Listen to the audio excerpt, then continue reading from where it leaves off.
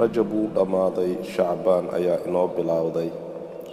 shacbaan sababta loogu bixiyey dagaalka ayaa ku fara badnaa waqtigii jaahiliga. walaalayaal, rajab wuu dhammaaday, shacbaan shahrul khayr ayaa inoo bilowday. rasuulkana sala allahu calayhi wasalam bil uu kaga soom badnaa shacbaan ma aysan jirin ilaa ramadaan. bisha shacbaanna waa bil dadka badankooda aysan garanaynin.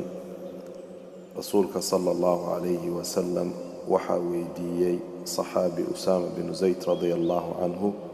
wuxuuna ku yidhi, yaa rasuul allah, waxaan ku arkaa bishaani inaad kaga soom badan tahay bilihii kale, oo maxaa sabab u ah? rasuulka sala allahu calayhi wasalam waxa uu yidhi, ilaahay subxaanahu wa tacaala bishaani ayuu camalka qaadaa, waxaana jeclahay in camalkayga la qaado anigoo sooman. ibnulqayimna wuxuu leeyahay, camalka sanadka oo dhan waxaa la rafciyaa oo la qaadaa bisha shacbaan. liajli daalika saxaabada way badin jireen qiraa'ada qur'aanka, xataa sumiya bisha shacbaan shahrul quraa, shaharka ay dadka qur'aanka akhriyaan.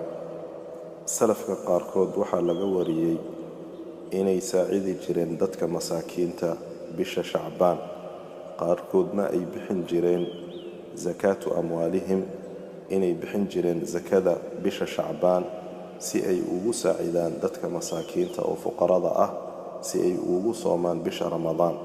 walaalayaal, ramadaan yuusan soo gelin ilaa adigoo diyaar u ah mooye.